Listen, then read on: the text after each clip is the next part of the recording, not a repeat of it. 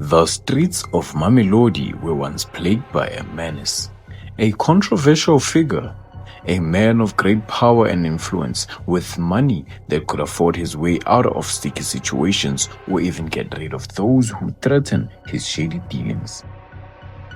This is the story of Vusi Mathibela, popularly known as Vusi Khekhe. This was a very well-known and connected man, a man who had ties with entrepreneurs, leading an unsuspicious life, seemingly making an honest living. However, amidst this life of success and affluence, a reveal of his double life was finally uncovered. His involvement in the murder of a whistleblower/popular businessman Wand Bosan surfaced, and the result was his eventual demise. Today we take a look into the social background, lifestyle, rise and fall of one of Mamelodi's A-listing taxi bosses. Born in 1986 in the lively and fast-paced Mamelodi township in the northeastern Pretoria region, Vusi enjoyed a relatively happy childhood characterized by strong family bonds and access to essential material, as well as his needs and wants. Vusi was raised closely by his grandmother, who took good care of him after his father's passing. He attended local schools, and his peers described him as a quiet young boy, observant, someone who watched more than he spoke. He wasn't known for academic brilliance, nor for troublemaking. Instead, he was notable for a different trait: ambition.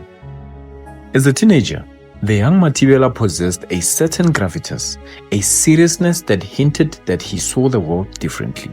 His uncles taught him the ropes in managing the family-owned taxi business that his father had left upon his passing. Seeing Vusi's management skills and dedication to the family business, his grandmother gave him 2 taxis which he used to start his own business when he was only 17.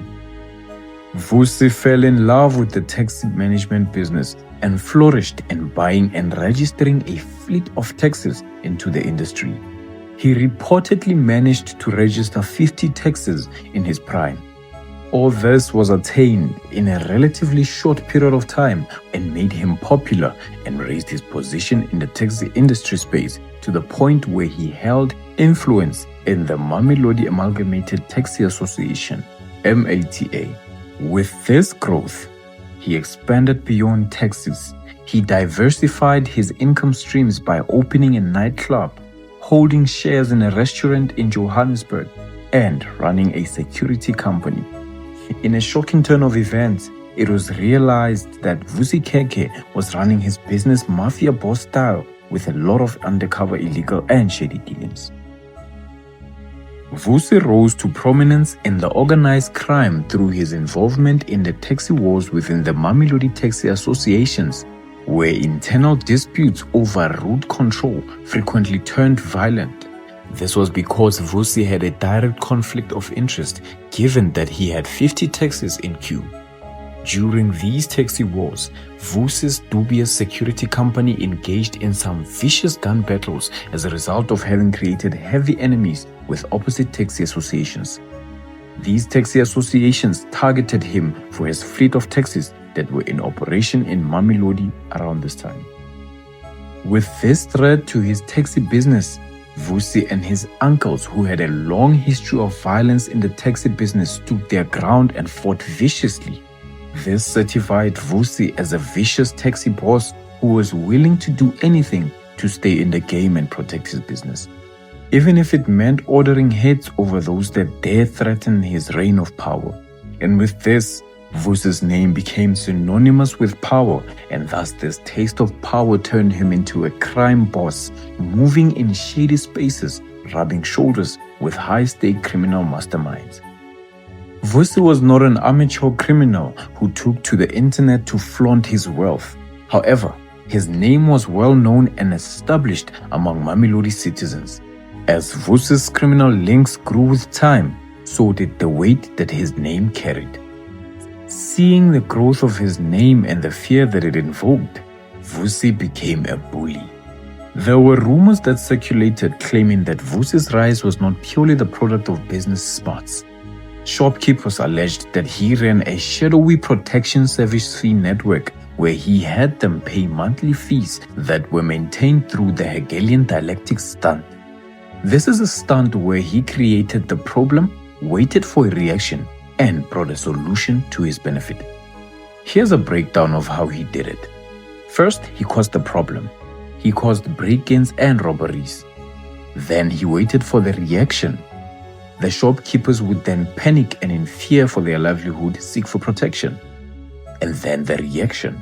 He would swoop in to save the day, providing protection services at a fee that benefits him monthly. His application of the Hegelian dialectics was precise. This extortion wasn't reserved for shopkeepers only. Taxi operators claimed he imposed unofficial levies that they had to pay to him just because he is him. If the levies were not paid, he made operation in the Mamelodi taxi routes a living hell. All sorts of business owners around Mamelodi alleged that they had experienced extortion in some way from this man. He was basically running the entire township. Whether these claims were rooted in truth, exaggeration, or rivalry remains a matter of debate since Vusi himself publicly denied all allegations. He continuously insisted that he was a businessman and not a gangster, a benefactor, not a bully. Still, the allegations persisted, giving him an aura of fear and mystic. To some, he was a necessary protector, a man who brought order to the chaotic streets. To others, he was a predator, hiding behind influence and intimidation. Regardless of opinion, one fact was undeniable. Vusi Khekhe had become one of Mamelodi's most powerful men. But power often brings enemies, and enemies invite conflict. It was no different for Vusi, who found himself tangled in conflict. As a result of his grand influence, riches, and the high-status people visiting his club, Vusi rubbed shoulders with politicians and figures of grand notoriety, even figures in political spaces, entrepreneurs, and all sorts of people. One of the political figures who rubbed shoulders with Vusi was a powerful man by the name Wand Bosan. Bosan emerged as a force in the business world, particularly in his home province of Northwest, but with the influence that was felt nationally. He became the chairperson of the Northwest Business Forum, a role that placed him in the intersections of business and political advocacy. He was known for winning major government tenders and developing companies in infrastructure and development. One of his key companies was Tsuga Developers, through which he engaged in construction and property development. Bosan was also a consistent political funder, particularly towards the ANC. Many viewed him as a businessman who, despite the controversies around his contracts, invested in his community and fought for the inclusion of marginalized entrepreneurs in the corridors of power. To the outside world, Bosan was a man who combined business and acumen with social purpose.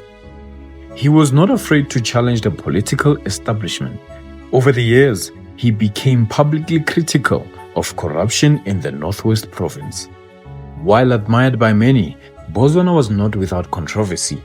He was often embroiled in disputes with political figures in the Northwestern Province, particularly around government tenders and procurement. In 2015, Bosan accused Northwest Premier Suprema Humapelu of self-enrichment and ensuring that certain companies which were not aligned with him were excluded from lucrative government contract opportunities. But it wasn't only political risks. There were some speculations around his business dealings too. Some critics questioned whether all his contracts were above board. In the heated political climate of the Northwest, where patronage and tender corruption were frequent, Bosan's rise was seen by detractors as part of an insider's network. On the 2nd of October 2015, Bosan's life came to a tragic, brutal end. He and his business partner and companion, Mpobalui, had spent the day in Sandton, where they went to a hair salon and then a fast food restaurant before setting off towards Pretoria. Bosan was sitting in the passenger seat of Balui's yellow company branded Renault Clio while she drove. They were driving on the N1 highway approaching the Garsfontein off-ramp when a silver BMW M3 pulled up alongside them. And according to police reports, eyewitnesses' accounts, someone in the BMW opened fire.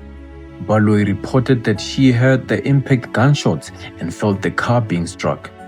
Despite being wounded, she managed to continue driving until she pulled off at a nearby dealership where she called for help. Bosan was reportedly hit at least 9 times. Multiple bullets struck his back and lower body. He was rushed to UNITA's hospital, but despite medical efforts, he succumbed to his injuries. Political observers linked his death to his activism. Many believed he was targeted because he challenged the very people who wielded power in his province. The Economic Freedom Fighters' deputy president at the time, Floyd Shivambu, suggested that a premier may have been behind the assassination. Nonetheless, the investigations for this murder went underway, and Vusi Khekhe's name was very quick to pop up. During the investigations, it was covered that Bosan met Fikile Mbalula and Vusi Khekhe at the Emperor's Palace Casino Complex in Johannesburg 2 days before Bosan was killed. The exact purpose of the meeting is not publicly confirmed. It remains unclear why Bosan, a high-profile businessman, would meet a taxi boss Mathibela and a senior ANC politician all at once. Furthermore, police sources claim that Mbalula made phone calls to Vusi Khekhe on the day that Bosan was murdered. However, not much evidence was gathered on Fikile Mbalula's tie to this case. On the other hand, the police were able to gather evidence for the involvement of Vusi Khekhe to this murder as one of the orchestrators. The charges were very severe. First, the murder of Bosan, attempted murder of Baloyi, possession of illegal firearm, and possession of heavy ammunition. The police obtained an arrest warrant and issued the matter to the public. Firstly, the then Minister of Police Khekhe and his team raided Vusi Khekhe's house with intent to arrest him, but somehow he managed to flee just before they came. As the net was closing in on him, he eventually handed himself over at the Germiston police station. Along with him on this case were 3 other co-accused, which were Sipho Patrick Hudla, Matamela Robert Mutapa, and Bonginkosi Paul Khumalo, who were also taken into custody. At first, Vusi remained confident, even defiant. He proclaimed his innocence with pride. He claimed that he had long-standing feuds with rivals who claimed wanted him behind bars. His supporters and family echoed the same sentiments, insisting that he was being targeted not for crime but influence. On social media, those who stood by him started attaching the hashtag #FreeVusiKhekhe, while others were in a state of pure jubilee, celebrating that a criminal, as they believed, was finally behind bars. The state believed that it had built a solid case. The trial that followed would stretch over years, delayed by legal challenges, logistical hurdles, and arguments from both sides. Witnesses testified, cell phone records were analyzed, surveillance patterns were scrutinized, and slowly a narrative emerged that the attack on Bosan had been planned, coordinated, and executed in a deliberate manner, one in which Mathibela allegedly played a role behind the scenes. Though Vusi insisted he was not involved, the court saw things differently. After this long back and forth, on the 23rd of June 2022, the verdict finally arrived. The Pretoria High Court finally delivered its decision. Vusi Khekhe Mathibela and his co-accused were found guilty of all 4 charges brought against them. The sentencing kept on being postponed until finally, on the 26th of January, after nearly a decade of legal battles, the final chapter in Vusi's courtroom journey was written. The judge delivered the sentence: 30 years for the murder of Wandile Bosan, 10 years for the attempted murder of Baloyi, 6 years for the unlawful firearm possession, and 2 years for heavy ammunition counts. However, the charges were counted as running concurrent, so therefore the overall number of years given were 30 years in total. And thus, this was the mark of the end of an era for the Mamelodi taxi boss. As of date, Vusi Khekhe is currently serving his time in the Kgosi Mampuru Correctional Services in Pretoria. And in this story, the obvious and eventual compensation of crime is echoed throughout. Do like, comment, and subscribe for more content like this.